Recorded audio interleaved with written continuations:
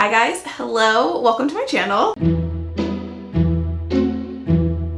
Today we're going to be doing our July reading wrap up. I didn't do one for June, and this was originally going to be a June and July reading wrap up, but I really didn't read all that much in June, and I feel like with the other videos that I've done since then, I feel like I already talked about them like a bunch. So I'm not going to like go over them in detail, but I did think it'd be kind of fun to do like a yes, no, maybe really quickly for those ones and just kind of like briefly tell you my overall thoughts. So for the books that I read in June, there's only 4 or 5 to talk about technically. The first one is A Fate Inked in Blood. That one I definitely would recommend reading. I feel like it had a pretty cool concept. The first half of it specifically was really fun. I was super engaged in it. I will say it did kind of fall off a little bit in the second half, and there is like a romance element to that book, and that definitely wasn't like my favorite part. I think that's why I wasn't loving the second half as much as the first, because the second half had more of the romance involved in it, and I feel like it was very like insta love. Like there was no real build up. For some reason I didn't really feel any kind of tension from the romance, so it just kind of fell flat for me a little bit, but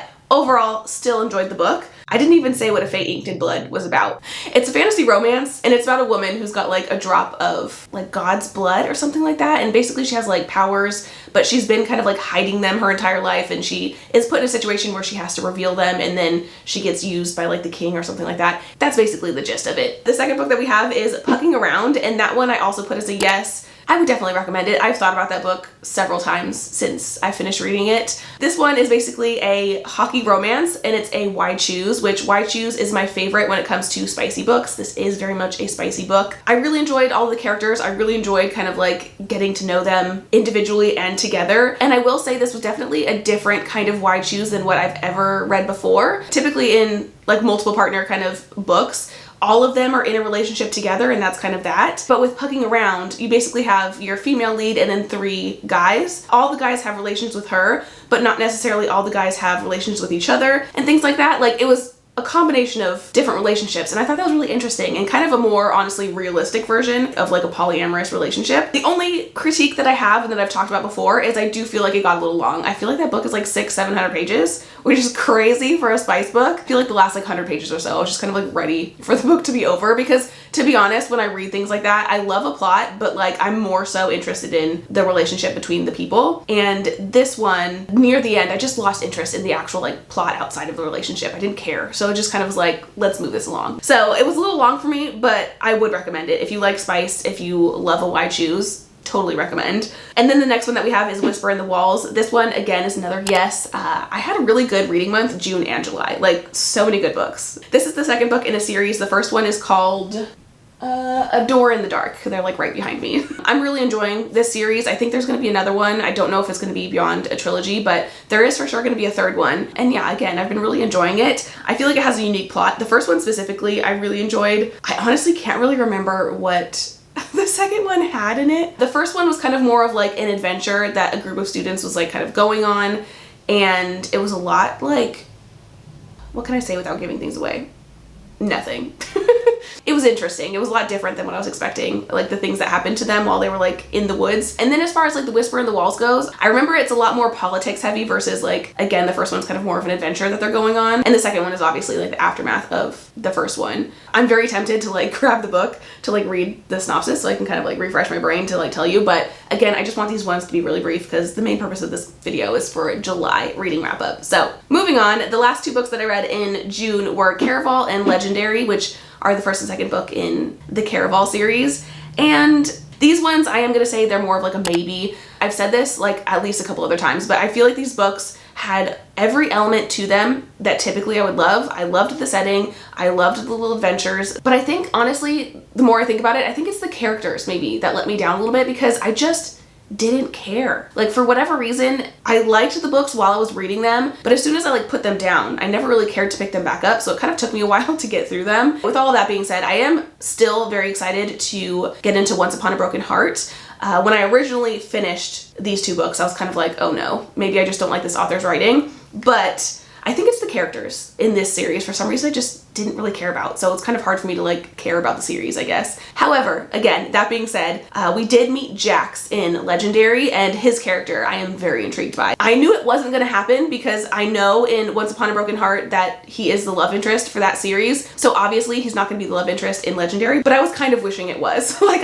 I'm very intrigued by his character. So I am excited to get into the next series. I just have to finish this one first. Now let's get into our actual July reads, which we did read a lot more. And I wanted to kind of like jump on the bandwagon of a couple other booktubers that I've seen do like little stats before they actually get into their books. I did read 11 books total in July, but actually I'm counting it more as like 10 and a half because I read a poetry book, but we didn't finish her. So I can't completely say it's 11, it's more like 10 and a half. And then as far as the genres, I didn't realize how varied my books were for July until I wrote down these genres. So I think the stats is definitely something that I'm gonna keep doing. We have one poetry book, one nonfiction, one fantasy, which is kind of crazy that I only read one fantasy, one contemporary fiction, one murder mystery, 2 romances, and then 4 smut books. 1, 2, 3, 4, 5, 6, 7 different genres and 11 books. Crazy. Anyway, now let's go ahead and get into the actual books. And the very first one that we have is Life of the Party by Olivia Gatwood, and this is the one that I did not finish. I have a little bookmark in here, but I did get like the majority of the way through. Here's the only bit that I have left to read, and this is a poetry book, so whatever's left is not going to take me very long at all. So you might be wondering why I didn't finish it. I thought this was going to have a very different vibe than it does. When I pulled it in my TBR jar, I was actually really excited because what I remember from this is that it was basically about being a girl and being a woman and kind of like transitioning between the two and that kind of thing. And with the title, Life of the Party, I was just expecting something more lighthearted and fun, and I was so excited because I was like, this is gonna be perfect for summer. No, this does have the theming of like girlhood to womanhood, but in a much darker kind of way. I'm gonna read a little bit of the synopsis so you can kind of understand what I'm talking about. In Life of the Party, Gatwood weaves together her own coming of age with an investigation into our culture's romanticization of violence against women. Her precise, searing language explores the boundaries between what is real and what is imagined in a life saturated with fear. Gatwood asks, how does a girl grow into a woman in a world racked with violence? A dazzling debut collection of raw and explosive poems about growing up in a sexist, sensualized world. Life of the Party illustrates how what happens to our bodies can make us who we are. So, not the lighthearted summer read that I was thinking originally, but that being said, this was definitely very interesting and for sure relatable. If you're a woman, it doesn't matter your background, who you are, what you look like, regardless of anything, if you are a woman, you've had an experience with a creepy man doing inappropriate things. And there were several times while I was reading these poems that like, even though the specific details of what happened to her or what she was experiencing weren't the same things that I've experienced, it kind of triggered a memory in my brain of something similar that I've gone through. Specifically, there were a couple of poems that I wanted to kind of like point out. On page 55, there's a section of the poem where she's talking about how her and her dad are going for a run, and it's kind of like going through her thoughts of like seeing a deer and being like relieved that it's only a deer, and like just the fears that run through women's head, especially when they're out like running or doing things by themselves, even though she's with her dad. And he's like, why are you afraid? And that one specifically was so relatable because when I lived in my first apartment, there was a night where for whatever reason, I have no idea what possessed me to decide to go for a jog at night. I just wanted to be healthy and like skinnier and whatever. So I just decided like while I had this random burst of motivation to like go outside and try to jog a little bit. And no joke, the second I got around the corner from my apartments, a white car, and I can picture it so vividly. Like I have literally the worst memory. I've mentioned it so many times, but I will forever have this car like burned into my brain. So this car is on Main Road and it was like slowing down and I short-circuited. I didn't know what to do. I think I like stopped a little bit, like I kind of was like didn't know if I should turn back or like I don't know. Thankfully nothing happened. Like the car, I don't know if maybe they were slowing down for something else and then realized they were freaking me out, or I don't know but they did kind of like pass me and then they kind of like sped up and kept going. I ran faster than I've ever ran in my entire life. I turned right around, went back to the apartment, burst through the door, and I was like, well, that's what I get for trying to work out. Like, I'm never running again. Women can't even just enjoy a jog when they feel like it. Like, I have to have supervision. You know what I mean? Also, there was another one. I don't remember what page it was on because I didn't write it down, but she was talking about how her boss was like inappropriate with her, like called her into the office and like said suggestive things and things like that. And again, that specifically has never happened to me, but it did remind me of my first job. I think I was like 17 and I was working at McDonald's, and my boss, like the manager of the store, I worked the register, and he would like come up behind me to like talk to me, but he would always literally be like inches away from my body. So I would be like taking orders, like smashing myself as close to the computer as I can to like get away from him. So yeah, reading this basically jogged my memory of certain things that I would like to leave in the past. And that's actually exactly why I still have some left in this book, why I have not finished it, because I just needed to put it down. I was hoping near the end that maybe it would lighten up or something, kind of like a dark to light, like we start off heavy but we get lighter and like things get better, but that's not how it happened.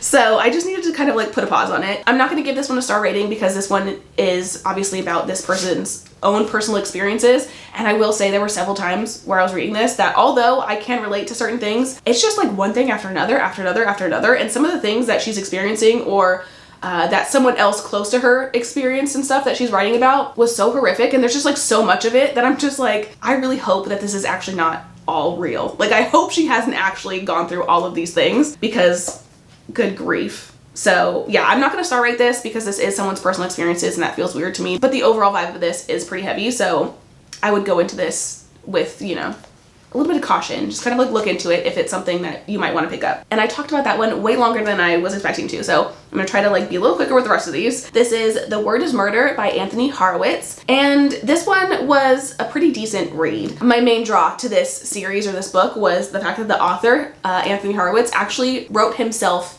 as a character in the book, and not even just like wrote a character like himself, he literally wrote himself, Anthony Horowitz, into the story, which I thought was such a fun, unique kind of twist. This is a murder mystery, I don't know if I said that, but it's a murder mystery and it does kind of have like a Sherlock Holmes type of vibe to it. And again, I did enjoy the book as a whole. I was very invested, definitely wanted to know like who the murderer was. Basically, the book opens up with our murder happening. Essentially, a woman goes into a funeral parlor, kind of like plans her own wedding, and then later that night gets murdered. So a detective, Daniel Hawthorne, it says on the back he's a disgraced police officer, but essentially he's like retired as well. So he's not technically a detective anymore, but he still helps the police solve murders when they're like really difficult ones or whatever. So Daniel Hawthorne is this detective, and he hires Anthony Horowitz to essentially shadow him while he's trying to like solve this murder and then write a book about it. That is such like a cool, fun concept. So I'm assuming, again, like I said, this is the first book in a series. I'm assuming the rest of the books in the series are going to be very similar, but like with obviously different murder cases. And I'm still kind of very much on the fence if I'm going to pick up another one of the books. Again, I did enjoy this book quite a bit, and I do feel like the concept is unique, but I don't know if it's a concept that I'm interested enough in to like be just as enthralled with it a second time. You know what I'm saying? So I don't know if I'm going to pick up another one, but I did really enjoy this one, so I would recommend it, especially if you do like murder mysteries. The next book that we have is Half-Blood by Jennifer L. Armentrout, and this was the fantasy that I read. I am so obsessed with this series. I've been having such a fun time with it, and this one I really wanted to make sure was on my TBR for this month. Like even if I didn't pull it in my TBR jar video, I was going to try to read it anyway, because this book is basically being re-released with new covers, and each book has like kind of like matching sprayed edges. I think there's like 5 books total in the series, and every single month a new book is going to be released. So this one was released in June, the second book got released in July, and then so on and so forth. And originally I was just going to like buy all of them, but I did just do a video recently where I talked about every single book on my physical TBR, and we have like 140 books, and that's just too many. So I really need to stop like buying every single book in a series before I've even read the first one, and that's basically why I wanted to make sure that I read this book this month. I think I got like halfway through this book and realized that I definitely wanted to continue the series, so I went ahead and ordered the second book, and I have already finished it as well, and I also pre-ordered the third one, so that one should be coming very soon. I feel like the first few sentences of the synopsis like give a good general idea of like what kind of the structure of this series is. So it says 17-year-old Alex and her mother have spent years on the run from the Covenant, a school where the pure descendants of gods hone their powers, and half-mortal teens like Alex train to kill demons for them. But when her mom is murdered by demons and she has nobody else to turn to, Alex finds herself back at the Covenant, where she has 2 options: become a servant for the Pures or work twice as hard as everyone else to catch up in her training. And that's basically what this entire book is about, is her kind of like catching up on her training. There is also a romance, because this is a fantasy romance, of course. And within that romance, there are other issues, because again, Alex is a half-blood, and the love interest is Aiden, and he's a pureblood. And in their world, it's literally against their laws for them to be together. So that's kind of that. Moving on, we have I Hope This Finds You Well by Natalie Sue. I absolutely love this. I don't typically gravitate towards books like this, but this one had like a really fun sounding concept. It's basically about a disgruntled office worker and kind of like the hijinks between her and her coworkers. And that just sounded so fun to me. And there was kind of a quote at the beginning of the synopsis that kind of compares it to The Office, the show. And that is one of my favorite shows. So I was very, very excited to kind of get into this. And I will say, I would highly recommend to read this without reading the synopsis. There's essentially like 3 paragraphs of like what the book is about. And I only read the first one. So right off the bat, I was almost kind of disappointed because what I actually read about the synopsis basically talks about how our main character, Jolene, essentially writes emails. And the way she kind of like vents her grievances, she writes like a normal email to her coworker and then at the bottom of it does like a PS and then just like rants about them. But then she like changes the font to white so that they can't actually see it. But then of course she forgets to change the font color on one of the emails and she gets caught. And because I didn't really read anything further in the synopsis, that's what I thought the entire book was going to be about. So when I first started this book, I was ready for like a book filled of like fun, ranty emails.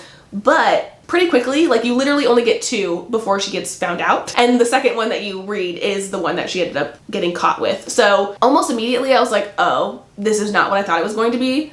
But then she gets kind of like her punishment and the book ends up going in kind of a similar direction, to be honest, but with like a different, way better scenario, I think. And I don't want to say what that is, even though it does say it in the synopsis, just because again, I urge you to just go into this blind, like just read it and have a good time with it. Like now that I've read the book and I've read the synopsis afterward, I feel like the synopsis gives like too much away. It kind of reminds me of like movie trailers where you like watch the trailer and then when it's done, you're like, I just saw the movie, basically. Please, please, please go into it blind. Just read it, have a good time.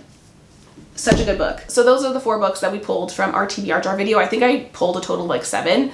So we got a little over halfway with our TBR, which is fun. And we do still have like a full stack of some more books. So we definitely did not stop there. And our next book is Not in Love by Allie Hazelwood. And this one in particular, I'm not really going to talk about too much because, or really at all, because I did a whole reading vlog on this one. Basically, I did a scavenger hunt and this is the book that we ended up reading. So I've already given you all of my thoughts and feelings and things on this book. So I think I'm just going to leave it at that. And if you want to know my thoughts on this book, I'll leave it in the description. Next up, we have our nonfiction for the month. And this was Smoke Gets in Your Eyes and Other Lessons from the Crematory by Caitlin Daughtry. I started this book in October of last year and we have finally finished it. This one was actually pretty good. I've talked about it a few different times, so again, I'm not gonna like talk about it too much, but essentially this one is like kind of like a memoir, short story kind of style nonfiction about the author and her first job as someone that kind of like operates the cremation machine at a funeral parlor. So you get all the stories of things like that, but then also just like other stories of the things that happen at funeral parlors, none of which I ever thought I would know or care to know. But this was so interesting and I really appreciate the author's actual kind of like way of writing because she made, frankly, a very taboo topic, essentially like what happens to our bodies after we die, into something very palatable, and I wanted to keep reading. Like the fact that I had a big gap between October and now of finishing this book has nothing to do with like the actual content of this book because I did, again, really enjoy it. It was more so just like we were getting into spring and summer and I didn't really want to read about death. You know what I mean? And that being said, I wasn't particularly in the mood for it this past month either, but like I just really wanted to get it finished because I needed to. This is another one that is kind of more of like a maybe on the recommendation kind of spectrum. I definitely enjoyed it, but like this is not a topic for everyone. Next up, we have A Novel Love Story by Ashley Poston. I've been saying Poston, but I was watching someone else's video recently and she said that she like looked into it and it is Poston. So I'm gonna start saying Poston. But basically this particular book was probably top 3 of like the books that I was most anticipating for this entire year. It's essentially about a girl who is on her way to a annual like book club retreat, but she ends up kind of like breaking down in the middle of this little town. In the meantime, while she's getting her car fixed, she's obviously like interacting with the people in the town and things like that and going to like the restaurants and stuff. And things are starting to like click in her brain. She's starting to like realize that this place seems very familiar to her. And essentially, the little town that she has ended up stumbling into is a fictional town from her favorite romance novel series. That concept just sounded like it was going to be the best thing ever. However, unfortunately, I'm so sad to say I didn't love this as much as I was hoping I was going to. And it's kind of funny and probably like a me problem. The thing that I was the most excited for, basically her being in this like fictional town from her favorite novel, ended up being the thing that like made it hard for me to like get into, because as much as I enjoyed the process of her interacting with her favorite characters and going to her favorite like fictional places and things like that, it was very much in the back of my brain the entire time that I was reading this that it is fiction. And so it was really hard for me to kind of like care about her interactions with the people or about the people themselves, because I'm just like, well, none of this matters. So it literally was exactly what I was expecting, but it ended up just not really doing it for me. And again, I literally don't think it has anything to do with the author. Like the writing of this was nice and the story was good. I just, yeah, because they were in a fictional world, it was just hard for me to like care. Ashley Poston is still very much like an auto-buy author for me. Definitely gonna keep reading everything she comes out with. That one just didn't end up working for me. Now, last but certainly not least, we have an entire series to talk about. I haven't finished the entire series because there's like 20 books, I think, something crazy. Basically, this is the Ice Planet Barbarians series, and this is a series that I have had on my radar for quite some time, but I keep hearing very like conflicting reviews, and specifically when I was searching Goodreads, I was seeing like the same kind of thing pop up over and over and over again. Basically, it's something that happens literally within like the first few pages, and that particular thing was like, oh, that's like not the vibe that I want from a smut book, because this is basically an alien smut series.